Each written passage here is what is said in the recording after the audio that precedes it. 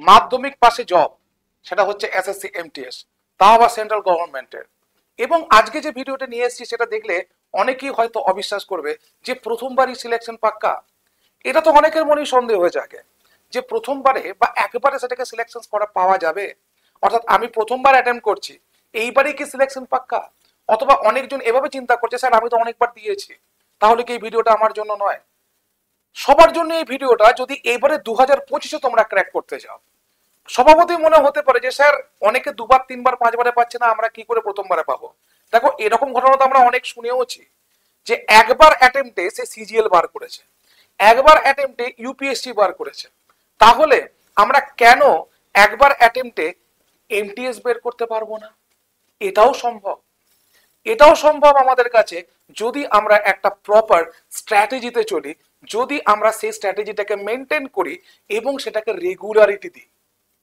সব থেকে বড় কথা কি হয় যে মানুষ জীবনে বড় হতে চায়, মানুষ জীবনে বড় হতেও চায়, সেগুলো থেকে পার্সিও করতেও চায়, কিন্তু সমস্যা হচ্ছে যে বড় হবার জন্য যে স্যাক্রিফাইসটা করতে হয়, সেই স্যাক্রিফাইস করতে গিয়ে সেই কন্টিনিউশন আমাদের মধ্যে থাকে না। এটাই হচ্ছে সব থেকে বড় আমাদের কাছে চাপ। তো আজকে সেই জায়গাটাই আমরা একটু একটু করে দেখতে চলেছি। দেখো, প্রথম যে জায়গাটা দেখবো যে আমরা যদি প্রথম একবার অ্যাটেম্পটে বা আমরা আগে অ্যাটেন্ড করেছি, শুধু 2025-এ আমরা এইবারে চাকরিটা পেতে চাই, তাহলে আন্ডারস্ট্যান্ড দ্য এক্সাম প্যাটার্ন। আমাদেরকে এক্সাম প্যাটার্নটা প্রথম বুঝতে হবে যে এমটিএস এ এক্সাম প্যাটার্ন কি। এক্সাম প্যাটার্ন বলতে আমি যে পরীক্ষাটা দেবো, সেই পরীক্ষাটায় আমার কি কি সিলেবাস থাকবে, এটা প্রথম আমার কাছে প্রশ্ন। দেখো সিলেবাস, দেখো কি কি আছে না, ম্যাথ, জিআই, ইংলিশ, জিকে, এই চারটে হচ্ছে আমাদের সাবজেক্ট, যেটা এসএসসি এই চারটে সাবজেক্টকে নিয়েই থাকে। কিন্তু এখানে প্রশ্ন হচ্ছে, এই যে ম্যাথ এবং জিআই, এই দুটোই হচ্ছে কি না কোয়ালিফাইং, শুধুমাত্র তোমাকে কোয়ালিফাই করতে হবে। আর ইংলিশ আর জিকে, এই দুটো হচ্ছে কি না স্কোরিং, অর্থাৎ এই দুটোর মধ্যে তোমাকে স্কোর তৈরি করতে হবে, এবং এমন একটা স্কোর তৈরি করতে হবে যেখানে তুমি 130 থেকে 32 পেতে পারো 150-এর মধ্যে। তাহলে আমি যদি সত্যি সত্যি এমটিএস এর জন্য প্রিপারেশন নিই, তাহলে প্রথমেই এই দুটো সাবজেক্টকে আমাকে একটু দায়িত্ব সহকারে এই দুটো সাবজেক্টের উপর ফোকাসটা একটু কম করতে হবে। অস্বীকার করে তো লাভ নেই, যে দুটোর উপর আমি লড়বো সেই দুটোকে আমাকে জায়গা বেছে দিতে হবে। অর্থাৎ যদি শুধুমাত্র আমরা এসএসসি এমটিএস এর জন্য লড়ি না, তাহলে কি করব না, ম্যাক্সিমাম টাইমটা আমরা দেবো এই ইংলিশ আর জিকে তে। এটাই হচ্ছে আন্ডারস্ট্যান্ড দ্য এক্সাম প্যাটার্ন। ওকে, চলো, ক্রিয়েট আ স্টাডি প্ল্যান। অর্থাৎ আমরা এক্সাম প্যাটার্নটা যখন দেখে নিলাম যে আমরা এটা হচ্ছে আমাদের এক্সাম প্যাটার্ন, তার মানে ইংলিশ আর জিকে তে আমাদেরকে বেশি জোর দিতে হবে।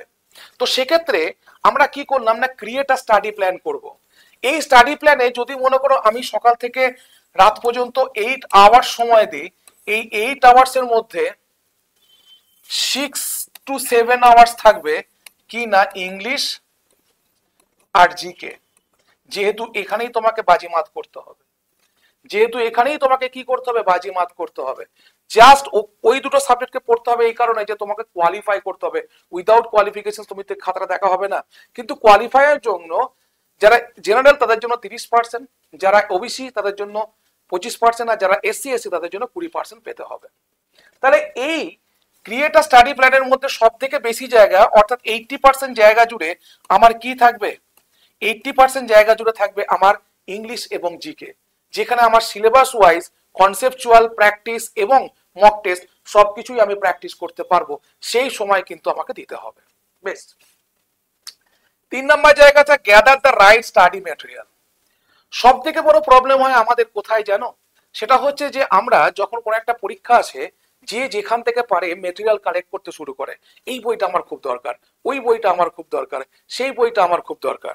দেখবে আমরা যখন মাধ্যমিক বা উচ্চ মাধ্যমিকের স্টুডেন্ট ছিলাম, তখন আমাদেরকে একটা নির্দিষ্ট সিলেবাস ছিল, সেই সিলেবাসের উপরে নির্দিষ্ট বাবা মা একটা বই দিত, সেই বইটা পড়েই আমরা যেতাম, যার জন্য আমাদের রেজাল্ট এত ভালো হতো। কিন্তু যখন আমরা বড় হয়ে যাই, তখন কি করি, প্রচুর পরিমাণে স্টাডি মেটেরিয়াল গ্যাদার করতে শুরু করি। এটা সব থেকে বড় রং আইডিয়া। তো gather right study material. Right study material বলতে আমি সিলেবাস দেখলাম, সিলেবাসের মধ্যে কোন সাবজেক্টের গুরুত্ব দেখলাম, সেই গুরুত্ব দেখে দেখে আমাকে স্টাডি মেটেরিয়াল গুলো একদম জোগাড় করতে হবে কি না, মোর দেন এনাফ নয়, এনাফ, যথেষ্ট স্টাডি মেটেরিয়াল তুমি জোগাড় করো, কিন্তু সেটা যেন প্রয়োজনের থেকে বেশি না হয়ে যায়। প্রয়োজনের থেকে বেশি হলেই সেটা আমাদের হার্মফুল এফেক্ট ফেলে। অর্থাৎ যখন দেখবে তোমার কাছে একটা সাবজেক্টের 3টের বই আছে, তখন তোমার মনে হবে এই চ্যাপ্টারটা ভালো আছে ওখানে, ওই চ্যাপ্টার ভালো আছে সেখানে, ওই চ্যাপ্টারটা ভালো আছে এখানে, তো এই করতে করতে তোমার সময় ব্যয় হয়ে যাবে। তো এটা প্রথম মনে রেখো যে আমরা স্টাডি মেটেরিয়াল যখন জোগাড় করব সেটা কিন্তু মোর দেন যাতে এনাফ না হয়। অর্থাৎ দেখো সিলেবাস আমাদের কাছে বিশাল বড়, এই সিলেবাসে যদি সত্যি সত্যি আমাদেরকে স্টাডি মেটেরিয়াল যুক্ত মানে আমাদেরকে নিতে হয়, তাহলে কিন্তু মোটামুটি 2 বছর আমরা শেষ করতে পারবো না সেই স্টাডি মেটেরিয়াল। এমন তোমাকে স্টাডি মেটেরিয়াল স্মার্টলি অ্যারেঞ্জ করতে হবে যেটা তুমি 2 মাস 3 মাসে শেষ করতে পারো। খেয়াল করে দেখো এই জায়গাটা। নেক্সট পয়েন্ট কি দেখো, প্র্যাকটিস। অর্থাৎ আমি সিলেবাস বুঝলাম, স্টাডি মেটেরিয়াল জোগাড় করলাম, এবার আমাকে কোথায় নামতে হবে, প্র্যাকটিস।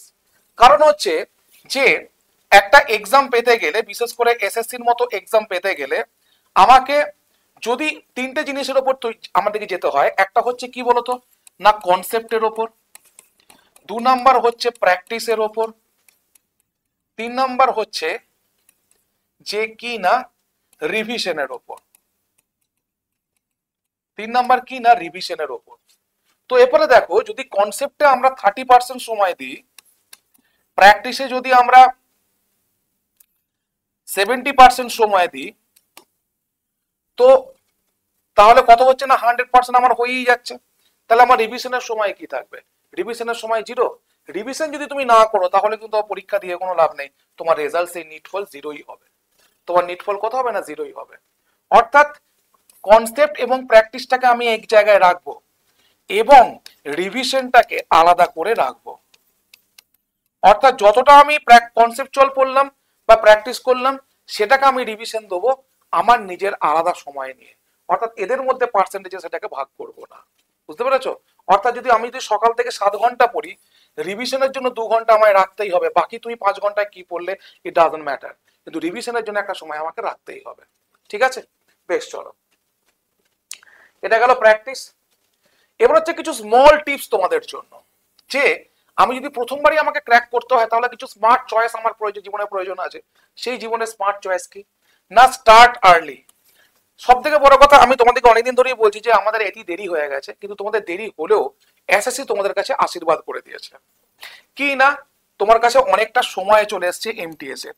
দেখো এমটিএস এমনি সেপ্টেম্বরে শুরু হতো, তাও শেষের দিকে, ঠিক আছে, মোটামুটি অক্টোবরের শেষের দিক বা নভেম্বর চলে যাচ্ছে পরীক্ষা। তার মানে আমাদের কাছে এখন মোর দেন 6 মান্থস আছে। আমরা কিন্তু মোর দেন 6 মান্থসটা নেবো না, আমরা 6 মান্থসই নেবো, 6 মাসটাই নেবো। এই 6 মাসের মধ্যে কিন্তু আমাদেরকে শেষ করে রিভাইজ দিয়ে মক টেস্ট দিয়ে যেতে হবে, এটা কিন্তু মনে রাখবে। তার মানে কনসেপচুয়ালের জন্য 2 মাস রাখো, প্র্যাকটিসের জন্য 2 মাস রাখো, আর শেষে শুধুমাত্র রিভিশন অ্যান্ড প্র্যাকটিসের জন্য রাখো 2 মাস, যেখানে তুমি সব থেকে বেশি নিজেকে দেবে, সঁপে দেবে যে জায়গাটাতে। ফোকাস অন উইক এরিয়াস, এইটা সব থেকে বড় কথা। দেখবে স্টুডেন্টের একটা নেচার হচ্ছে কি না, যেটা আমি ভালো পারি না সেটাকে ছেড়ে দাও আগে, যেটা আমারও ছিল, ম্যাথ ভালো পারতাম না, ওটাকে রেখে ইংরেজি পড়ো, এটা করলে চলবে না। উইক এরিয়াস গুলোকে তোমাকে এই 2 মাসের মধ্যেই সেরে ফেলতে হবে, কারণ এই 2 মাসে না সেরে ফেললে এগুলোকে 3 মাসের জায়গায় নিয়ে যাওয়া যাবে না। এই যে 6টা পয়েন্ট, এই 6টা পয়েন্ট আমরা 2 মাসেই করে ফেলবো। সেটা হচ্ছে কিনা ফোকাস অন উইক এরিয়াস, যেগুলো আমার কাছে উইক এরিয়া, ধরো একটা ম্যাথের একটা চ্যাপ্টার আমার কাছে উইক, সেটাকে আগে করবো, সেটা তার ইম্পর্টেন্স বেশি থাকে। প্রিভিয়াস ইয়ার কোশ্চেন আমাদেরকে দেখতেই হবে, নাহলে আমরা বুঝতে পারবো না যে কোন কোন জায়গা থেকে প্রশ্ন বেশি আসে। সলভ কোশ্চেন্স ডেইলি, এইটা যেন প্রথম আমাদের মাথায় থাকে, যে আমরা কতগুলো পড়ছি, সেটা কনসেপচুয়াল পড়ছি সেটা বড় কথা নয়, কতগুলো কোশ্চেন আনসার প্র্যাকটিস করছি। ধরো এসএসসির যে ফাউন্ডেশন ব্যাচটা, তোমরা বললে বিশ্বাস করবে না, যদি তোমরা ফাউন্ডেশন ব্যাচে থাকো, যারা আছে তারা জানবে, এই ফাউন্ডেশন ব্যাচে প্রথম একটা কনসেপচুয়াল ক্লাস হয়। ধর আমি নাউন করিয়েছি, প্রোনাউন করিয়েছি, তার পরের দিন কি হচ্ছে, খুব কম করে তাদেরকে 35টা আমি প্রিভিয়াস ইয়ার কোশ্চেন এবং সাজেস্টিভ কোশ্চেন প্র্যাকটিস করাচ্ছি। কি থেকে না, শুধুমাত্র নাউন বা প্রোনাউন থেকে যে চ্যাপ্টারটা করিয়েছি, এবং তাদেরকে 20টার মতো প্র্যাকটিস সেট দেওয়া থাকছে হোমওয়ার্ক হিসেবে। সেটা তারা কি করবে, এই হোমওয়ার্ক তারা কি করবে না, বাড়িতে তারা প্র্যাকটিস করবে, তারপর দিন সেটাকে হোমওয়ার্কটাকে করিয়ে দিয়ে নেক্সট ক্লাসে যাব। তো এই কারণে তোমাদেরকে বলছি যে তোমরা যেন নিজেদের প্র্যাকটিসটাকে যেন সবসময় সমান রাখতে হবে। প্র্যাকটিস কোশ্চেন আনসার না প্র্যাকটিস করলে তুমি প্রিপারেশন নিচ্ছ না, এটাই সমতুল্য হয়ে যায়। Work on speed and accuracy, এটা দেখো তোমাদেরকে মেনটেন করতেই হবে, যে তোমাদের স্পিড এবং অ্যাকুরেসি কি কোন লেভেলে আছে সেটা তো দেখতেই হবে, কারণ তোমাকে খুব কম সময়ের মধ্যে করতে হবে এবং ভুল করা চলবে না। এবার বলছে স্টে আপডেটেড, সব সময় আপডেটেড থাকতে হবে আমাদেরকে, পূর্ণপন্থী জিনিসগুলোকে বাদ দিয়ে সবসময় আপডেটেড থাকতে হবে, এবং যে কারেন্ট অ্যাফেয়ার্স এর ক্ষেত্রেও আমাদেরকে আপডেটেড থাকতে হবে, কারণ কারেন্ট অ্যাফেয়ার্স একটা এখন বড় সাবজেক্ট, এটা আমাদেরকে বুঝতে হবে। ঠিক আছে, তো সব সময় তোমাকে আপডেট থাকতে হচ্ছে, কবে কি নিউজ আসছে, কবে পরীক্ষা হবে, সেই মতো নিজের স্টাডি প্ল্যান চেঞ্জ করা, সেই মতো নিজেকে বদলে ফেলা, এবং নিজের মধ্যে যে জিনিসগুলো তুমি তৈরি করছো, যেগুলো পরিবর্তন করছো, সেগুলো অন্যের সঙ্গে শেয়ার না করা। This is the main things. তুমি সবাইকে বলছো ভাই আমি এগুলো, এই পরীক্ষা পিছিয়ে গেছে আমি এটা করছি, পরীক্ষা পিছিয়ে গেছে আমি ওটা করছি, এসব বলা যাবে না, ওটা তোমার নিজের জায়গা। ঠিক আছে, আর স্টে পজিটিভ, সবসময় পজিটিভ থাকার চেষ্টা করো। আমি জানি যে এই জায়গায় লড়তে গেলে, আমরা যে জায়গায় এখন দাঁড়িয়ে আছি সেই জায়গায় পজিটিভ থাকাটা খুব চাপের, তবুও তোমাকে পজিটিভ থাকতে হবে, কিন্তু পজিটিভ থাকলেই তুমি এই জায়গাগুলোকে কভার করতে পারবে। ঠিক আছে, আর এসএসসি এমটিএস এর জন্য তোমাদের প্রিপারেশন দেওয়ার জন্য আমরা এনেছি আরো কিছু।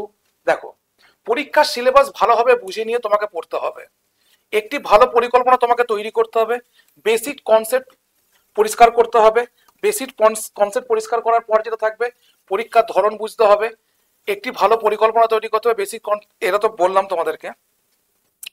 তো এই পয়েন্টটা, যেটা 4টে পয়েন্ট লিখে এনেছি, 1 2 3 4, এই 4টে পয়েন্ট সবসময় তোমার খাতার একটা পেজের মধ্যে রেখে দেবে, এবং বারবার এটাকে প্রতিদিন দেখবে এবং সেই অনুযায়ী কাজ করার চেষ্টা করবে। ঠিক আছে, তো এরপর দেখো, তোমাদের সিলেবাস শেষ করার জন্য, তোমাদেরকে সেই লেভেলে প্রিপারেশন দেওয়ার জন্য আমরা এনেছি এসএসসি ফাউন্ডেশন ব্যাচ, যেটা তুমি পেয়ে যাচ্ছ আজকের দিনেও কোড অ্যাপ্লাই করে 500 টাকার মধ্যে। কোড কি অ্যাপ্লাই করবে না, GOUTAM, এইটা হচ্ছে তোমাদের কোড। ঠিক আছে, GOUTAM, এই কোডটা তুমি অ্যাপ্লাই করলে আজকের দিনও 500 টাকার কমে তুমি পাবে। এবং তুমি আমাকে যদি কল করো বা মেসেজ করো 9476485711, এই নাম্বারে তুমি এনকোয়ারি করতে পারো, সঙ্গে সঙ্গে তোমার কাছে লিঙ্ক চলে যাবে, তুমি লিঙ্কে ক্লিক করে পেমেন্ট করে দেবে, এবং ওখান থেকে পেমেন্ট করলে তোমার সেফ, তোমার কোনো কিছু চাপ হবে না। যদি পরেও তুমি কোর্স পারচেস করে কিছু দেখতে না পাও, কোনো অসুবিধা হয়, সে ব্যাপারটা আমি বুঝে নেব। ঠিক আছে, তো এই জায়গাটা আমাদের কাছে সত্যি করে একটা আশীর্বাদ, তার কারণ হচ্ছে এসএসসি ফাউন্ডেশন ব্যাচটা খুবই প্রয়োজন ছিল আমাদের এই বাংলা স্টুডেন্টদের কাছে, যেখানে আমরা বাংলায় প্রিপারেশন নিতে পারবো, যে পরীক্ষাগুলো বাংলায় হচ্ছে, যেমন এসএসসি এমটিএস, যেমন সিএইচএসএফ, যেমন জিডি, এই পরীক্ষাগুলো অলরেডি বাংলায় হতে শুরু করে দিয়েছে। তাহলে আমরা কেন বাংলায় প্রিপারেশন নেবো না?